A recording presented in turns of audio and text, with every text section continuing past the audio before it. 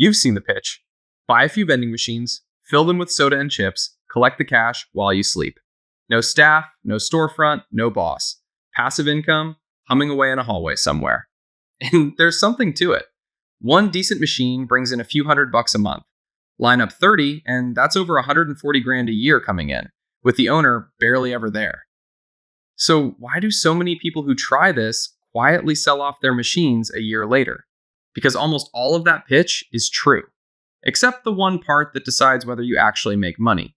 By the end of this, you'll know how a box of snacks really makes money, what an owner keeps once it all clears, and the mistake that quietly sinks most first-timers. A vending machine isn't really in the snack business. Think about where these things live. The waiting room at the urgent care. The third floor of an office where the nearest store is a 10-minute drive. The gym at 9 at night. You're not standing there because the snacks are good. You're standing there because you want something right now, and there's nowhere else to get it. That's what you're actually paying for, not the Coke. You're paying for the fact that you can't get a Coke anywhere else without leaving, and you don't want to leave. People have been pulling this trick for a long time. The first real vending machine showed up in London back in the 1880s, selling postcards. Drop a coin, out slides the card. No shopkeeper needed. Same idea every time since. Put the thing where people already are, take the human out of it, let it run. The snacks changed. The trick didn't. Okay, so let's follow the money on one machine. A good one, in a decent spot. That can of soda you grab for $1.75, it cost the owner about 70 cents. The bag of chips you pay $1.50 for ran them maybe 60. So on each sale, give or take, they keep about half. A machine in a solid location moves 10-ish sales a day. Call it $400 a month coming in. Half of that just buys the next round of snacks, so we're already down to 200. Sounds all right. A box in a hallway making $200 while you sleep? Except we're nowhere near done subtracting. Because one machine on its own isn't a business. It's a hobby that occasionally buys you lunch. The real money is in running a lot of them. Operators talk about routes, 20, 30 machines spread across town, each one parked in its own little captive spot. 30 machines, each pulling $400 a month, and now you're looking at around $12,000 a month coming in. That sounds like a real business. 12 grand a month from machines that run themselves. This is the number in every side hustle video on the internet. And it's true. It's just not the whole sentence. Trouble is, somebody has to fill those machines. The snacks don't teleport in. Every week, someone's loading a car with soda and chips and driving to all 30 spots, restocking each one by hand, wiping the glass down, pulling the cash, figuring out why the one at the gym ate somebody's dollar again. 30 machines isn't passive income. 30 machines is a part-time job that slowly turns into a full-time one. And the snacks are only the first thing eating into that 12,000. The spot usually isn't free. Most location owners want a cut for letting you park a machine in their building. Could be 10% of sales, could be more, especially the good ones, because they know exactly what they've got. Then there's gas for all that driving. Repairs, because these things break, and a dead machine in a great spot is just money standing still.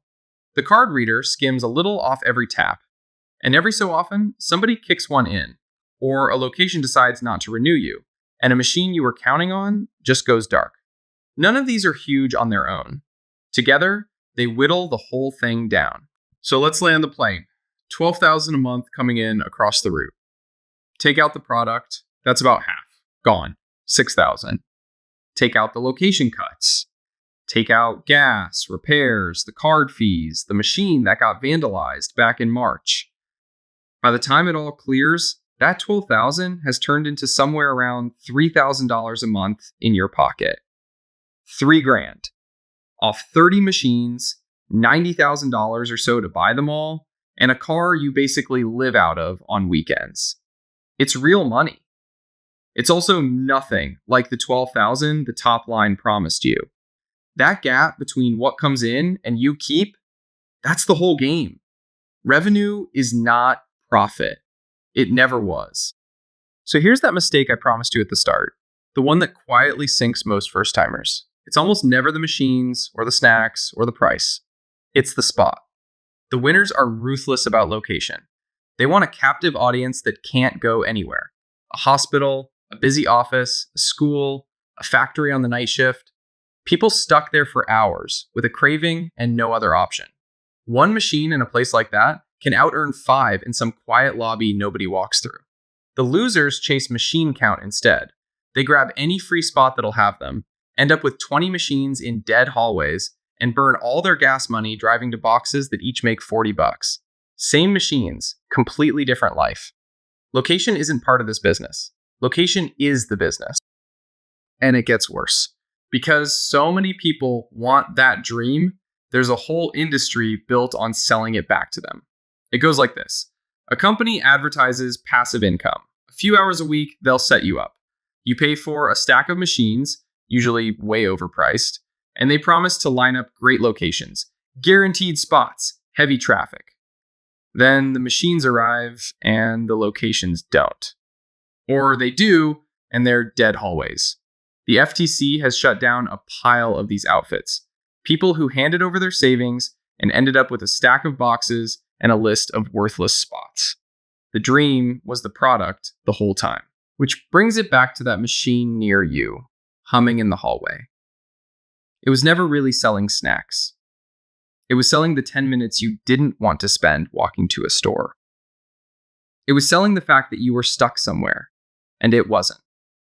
Somebody figured out exactly where you'd be standing, a little hungry, a little bored, out of options. And they put a box there to meet you. The snacks were just the excuse. So would you actually run a route of these? 30 machines, a trunk full of soda, every weekend? If you got something out of this, stick around. We do this every week. Take some boring-looking business you walk past and pull it apart to see how the money really moves. Next time, the car wash. The one that looks half empty every time you drive by and somehow never closes down. There's a reason for that.